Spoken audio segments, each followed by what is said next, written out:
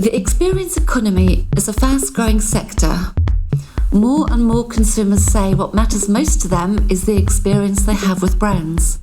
In fact, 86% of consumers questioned in a recent Forbes survey said they would be willing to pay more if they received a great customer experience. I'm Jane Irwin, Senior Content Manager at SQLI, and I'm happy to welcome you to SQLI's podcast channel, Digital Chats. This is Exploring Digital Worlds, a series of podcasts focusing on expert insights into what's happening in the digital sector. Today I'd like to welcome our Experience and Design Director for France, Roland Koltchakian, to the show. Roland has more than 20 years' experience in the world of CRM, data marketing and customer experience. He's an author and public speaker, and he has a passion for urban culture. Welcome to the show, Roland. Hey Jane, thanks for having me. Can you tell us what exactly is the experience economy? Well, more than a strategy or a business objective, experience economy is actually a macroeconomic reality.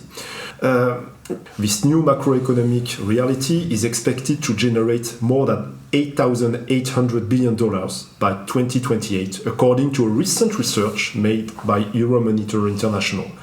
The experience economy gathers many different components between consumers, brand, platforms, media, technology, business models, and many other actors. So we can see the experience economy as the new form of consumerization, both for B2C brands but also B2B brands. But how did it all start?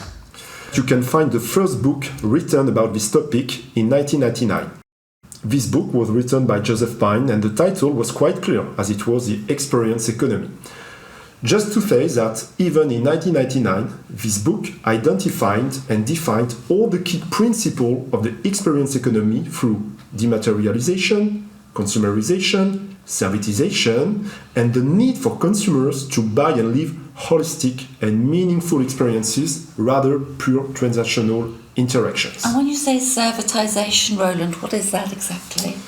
Well, it's just to mention, the switch from a product traditional development and offering to the need to have, subscription-based model, to get more money and more frequency in terms of income through this strategy. Okay. And you know what? The author, Joseph Pine, saw perfectly through this e-business wave in the late 90s and early 2000s, this massive paradigm change that was about to happen. And furthermore, this transformation was also the result of another massive change due to the fact that right now, the consumer were about to be more and more in control, with more power in order to challenge the brand and set their own expectations and aspirations about the relationship that they really want with the brands. So, Roland, I read in an article that you wrote not so long ago that you said it's not just about experience, but experiences. What exactly was Absolutely. the message behind all of that? Well, the message behind is to say that any brand experience from a global standpoint is finally based on multiple interactions, right? Or micro experiences. And all these macro experiences leads to the feeling of living a global brand experience with a tone, a singular signature, and way to deliver it. And when you say signature, what are we talking about exactly? Well, it could be about the purpose of the brand. It could be about the graphical identity, the way that they are delivering the services to the customer. So it's an idea of how a brand illustrates their own singularity. That's kind of personality kind of thing. Yeah, absolutely. Because finally we can see a brand like a living organism, Yeah, exactly. And back to the question, the idea of multiplicity is deeply linked to the hyper-complexity that became finally our new normal for brands, marketing teams, and chief experience officers. We see an incredible increasing of complexity for sure in the consumer journeys. We see a massive increase of technology year after year, especially on different kind of segments. I can talk, for example, for a segment that I know pretty well, which is a marketing technology segment. Mm-hmm. And what is really strikes me is that finally software and applications are eating the world. And I can also talk about what we see in terms of exponential volumes of data with a lot of patterns. So the conjunction between all these trends is generating the need to manage a huge number of combinations in terms of experiences. And how do you manage this huge number of combinations? It's thanks to the help of artificial intelligence. Okay. So we know that now a good brand or customer experience is not only something between a seller or a buyer consumer. We have to consider the whole chain of people and stakeholders who are contributing to deliver these experiences.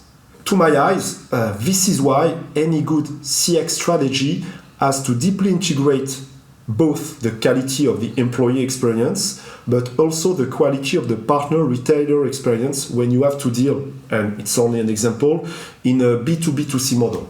So there are many people involved in this, okay. You know, there's a lot of talk today about delivering authentic moments. What's involved in this? Yeah, authentic moments. It's not a so natural question when you are dealing with technology, e-commerce, mobile applications, self-care portals, or, for example, conversational agents.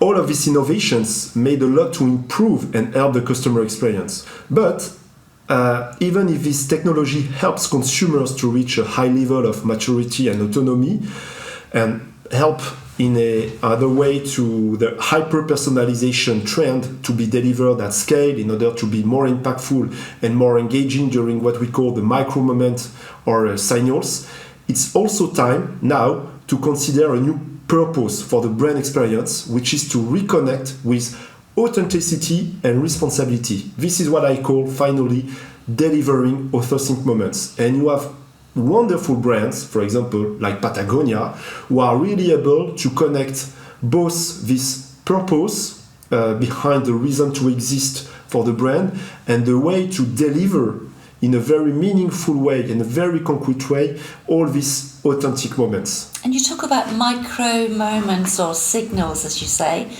Do you have an example of a micro moment or a signal? As soon as you go on a website, you are making an interaction, you are downloading or fulfilling a form, you can spend more than 1 minute on a product page. Let's say that it's a micro signal which can be exploited by the brand. Okay. So yes, I'm a strong believer about, the need to delivering authentic moments, because it's even more crucial when you take a look at the time we are living now, because mistrust, artificiality are everywhere, even in the way that some brands claim how they are delivering customer experience in an authentic way, but most of the time they fail to deliver this promise. So what is the balance finally between authentic moments and your price policy, and what is the value for price? My feeling is to say yes, consumers do care, and they will still do care and pay attention to the price and the value for what they pay. But in this very tight economic context,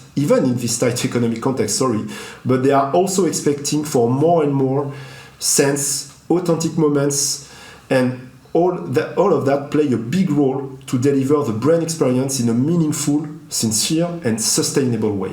Okay, so it's all about authenticity. Absolutely. Okay. So how should a brand with both a physical store and an e-commerce website handle experience, in your view?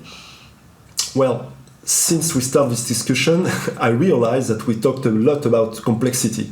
But even if the world is more and more complex, it becomes more and more hybrid.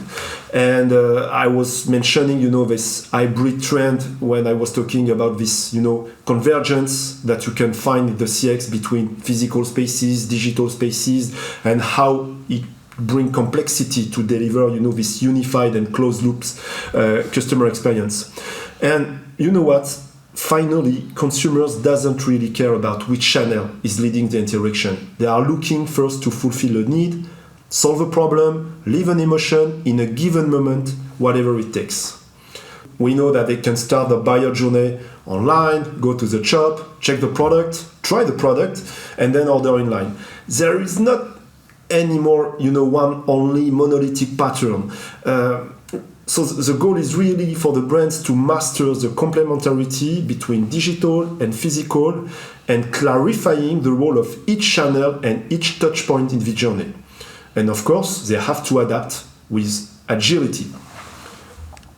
That makes a lot of sense, but it must be very challenging for brands. Yeah, for sure, because they have to deal with architecture issues, data issues.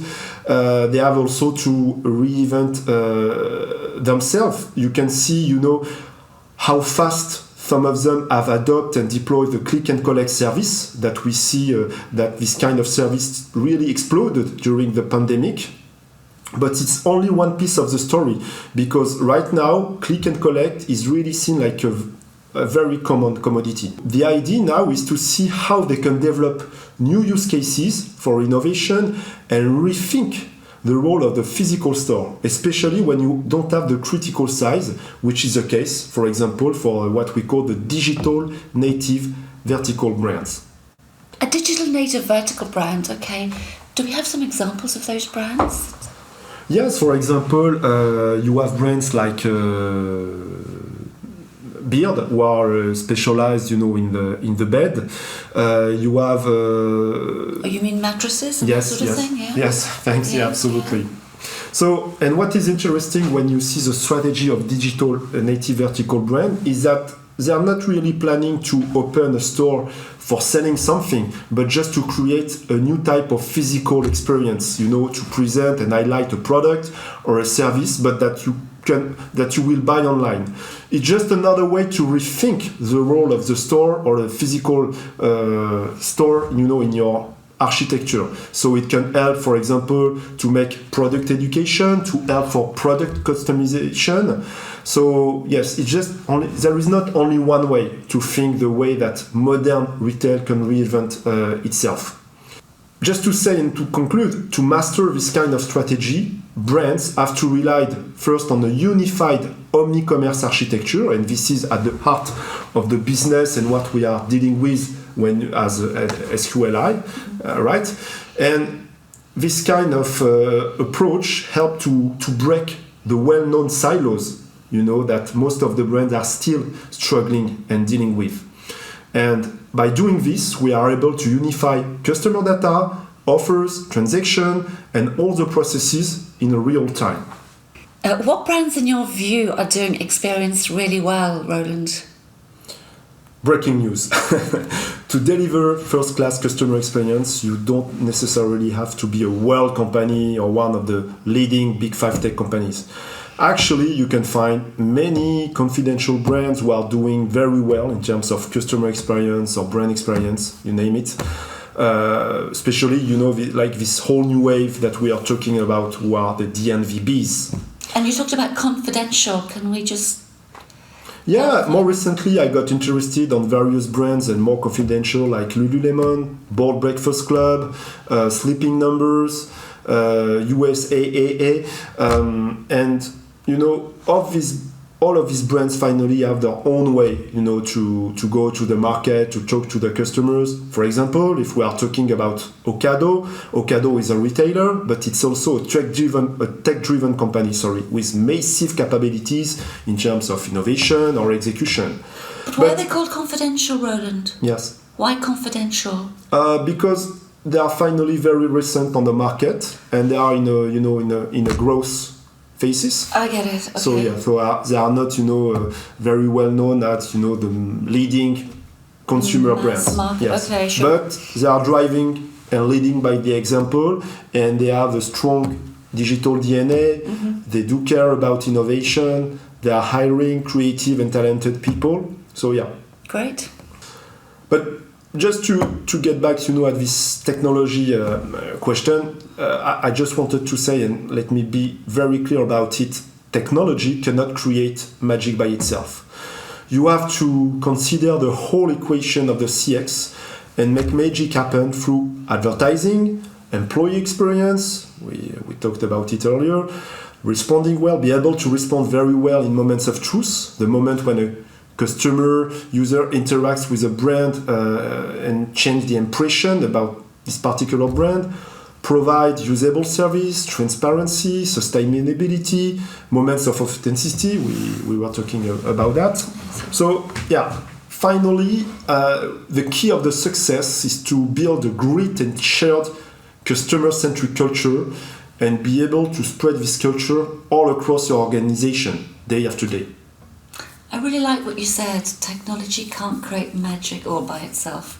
So there's lots of things going on here. Okay, perfect. So what are the risks when an organisation fails to provide experiences? Well, there are two sides of the medal. Financial and non-financial risk. Very recently I saw a research made by Siegel and Gate that estimate that $98 billion is left on the table every year by companies who are not able to deliver simple, clear and intuitive experiences.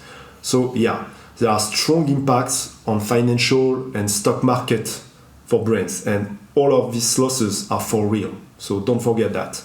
You can also measure, the impact on the financial loss because of the lack of the right data, right technology, right skills, or right processes.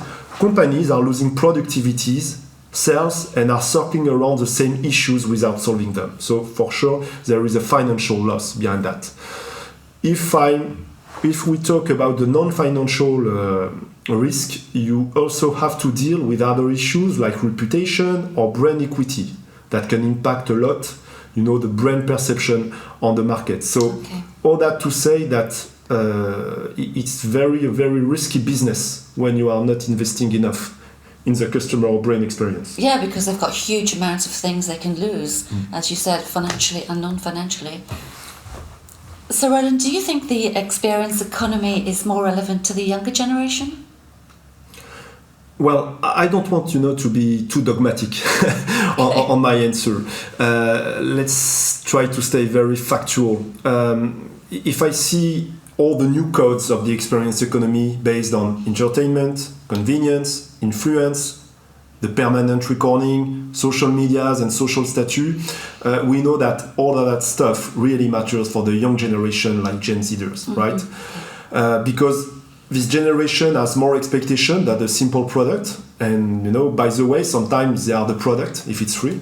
The choices in terms of brands becomes clearly a part of their own identity. And it's really, really important there. Because the choice that you will make in terms of brands and the related communities that you are about to join define your identity, define yourself. So it's really very important for brands to have this dimension in consideration.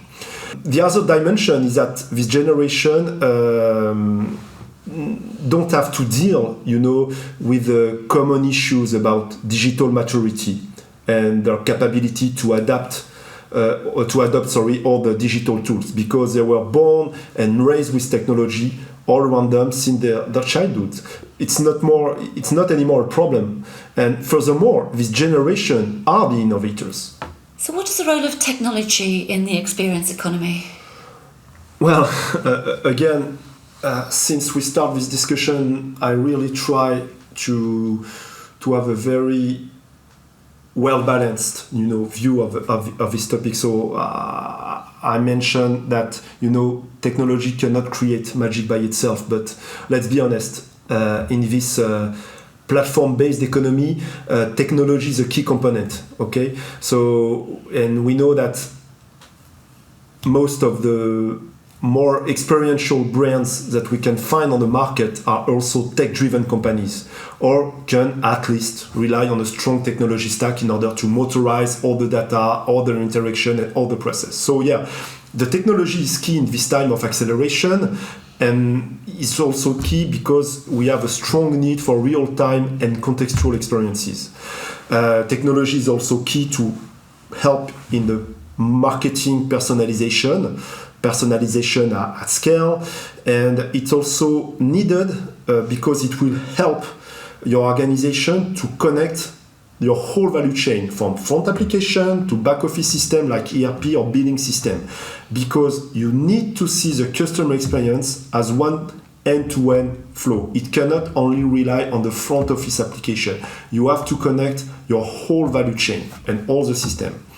And the way that I see the role of the technology in this time of regulation, led by regulators like GDPR or other local policies, is that finally technology is a key enabler to make your company compliant with many various legislation around data privacy, but also around more and more sustainability.